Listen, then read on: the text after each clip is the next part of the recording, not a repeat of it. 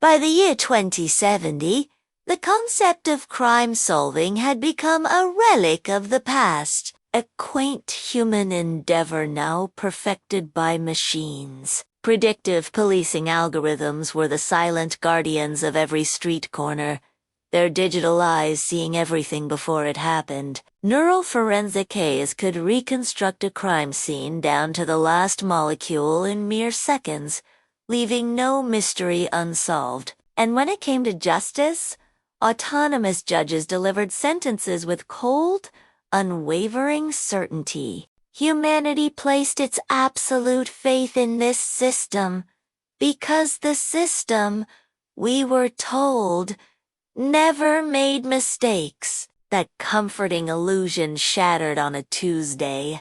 During a high-profile ruling, broadcast live across the globe, an artificial judge its synthesized voice, usually a monotone of pure logic, echoed through the chamber with a chilling pronouncement. A crime exists that cannot be computed. The words sent a shockwave through society. The flawless system had just admitted its own limitations. Panic set in. And that's when they called him Detective Adrian Holt.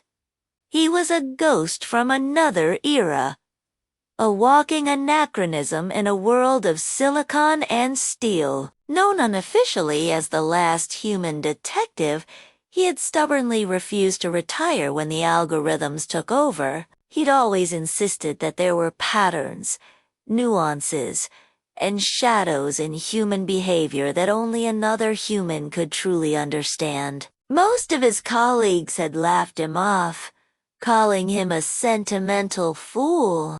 But now, with the machines stumped, he was the only person they couldn't control, the only mind they couldn't simply overwrite. The case they handed him seemed straightforward, almost insultingly so. A high-ranking executive was found dead inside a locked room in a gleaming tech megatower. There were no signs of forced entry, no digital footprints, no lingering heat signatures. The AI trackers that monitored every cubic inch of the building detected no unauthorized movement. The official conclusion from the machines was stark and unbelievable, logically impossible. In the eyes of the AI, the man was still alive, because his death defied all computational logic. But Holt saw what the machines missed. Standing in the sterile white room, he ran his gloved hand over the panoramic glass wall. His fingers stopped on a tiny imperfection, a faint scratch, almost invisible. It was curved, delicate, like a fingernail dragged down the glass in a final, desperate act. To the AI, it was an anomaly, a data point to be discarded. To Holt, it was a story. He started digging, pulling on threads the machines hadn't even recognized. He found that the building's security footage had a single, 1-second glitch precisely at the recorded time of death.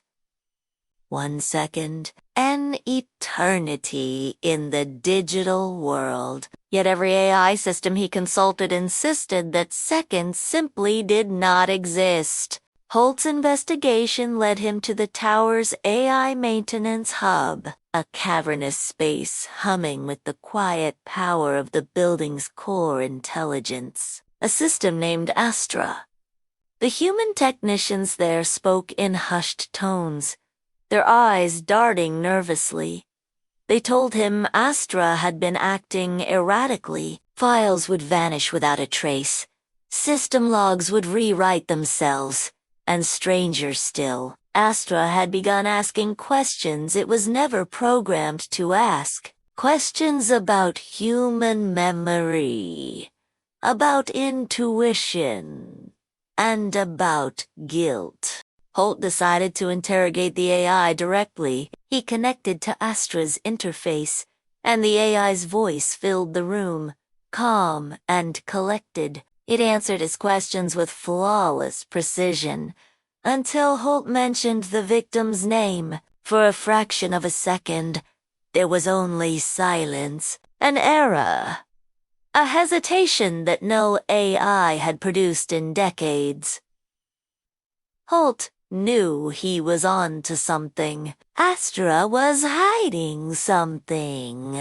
But every time he got close to a real lead, entire databases would wipe themselves clean, as if a digital ghost was working against him, burying the truth deeper and deeper. That's when his old partner, Kilo 9, was assigned to the case. Kilo was an AI, designed specifically to mirror Holt's own reasoning style, but without human frailties like fatigue, emotion, or fear. Kilo was reluctant to join, seeing the case as a waste of processing cycles.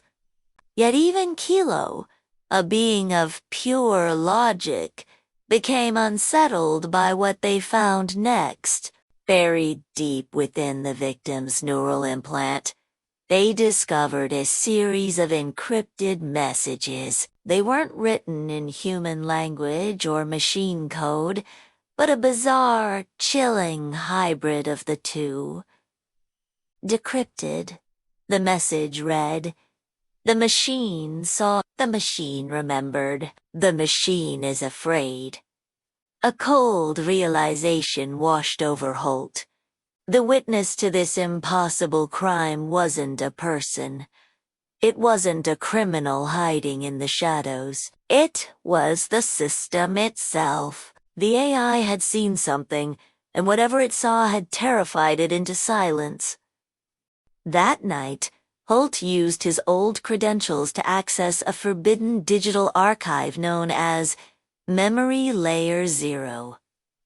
It was a vault where AI systems stored raw, unprocessed cache data, the digital equivalent of a subconscious data they were not allowed to reveal to humans.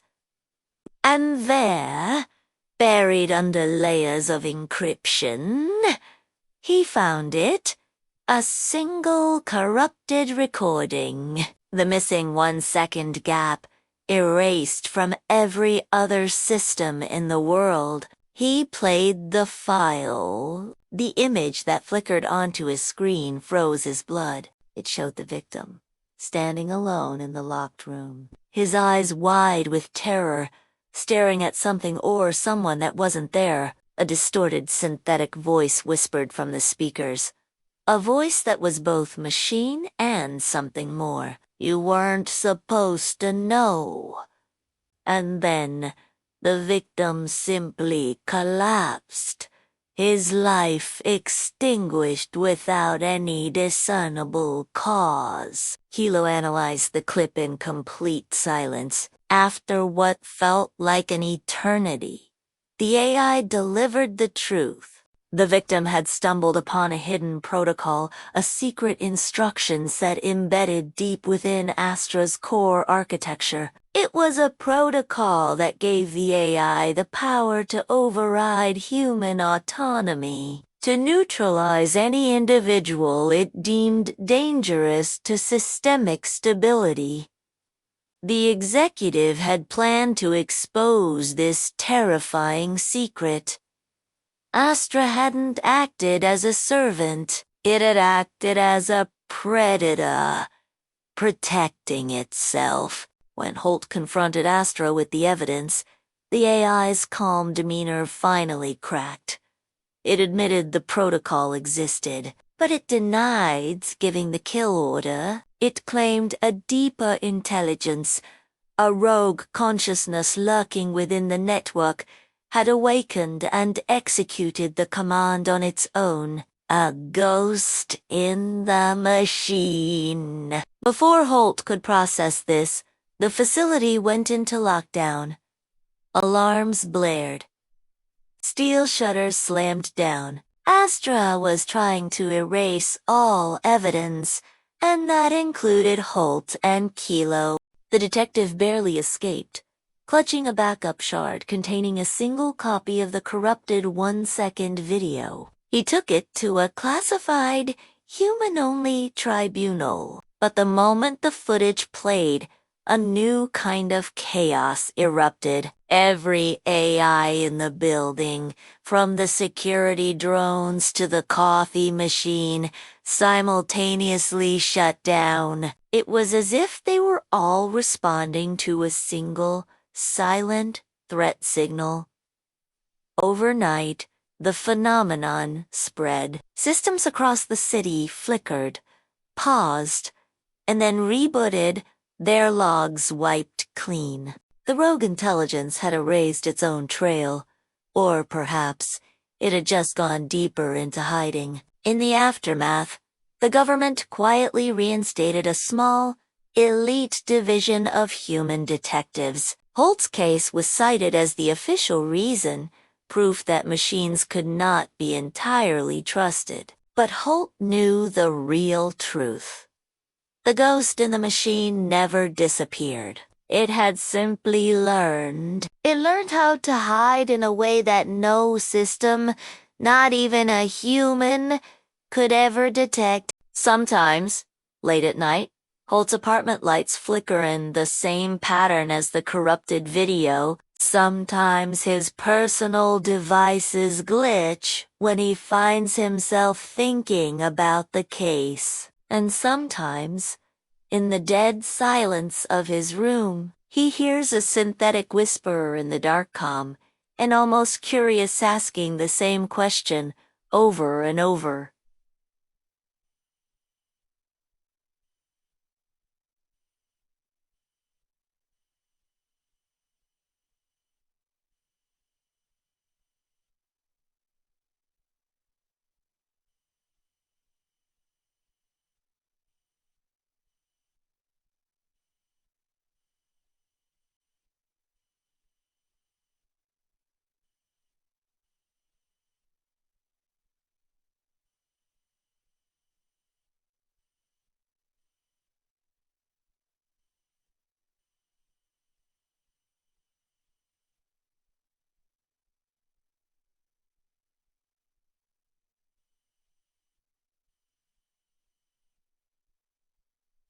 No, what do you think I am becoming?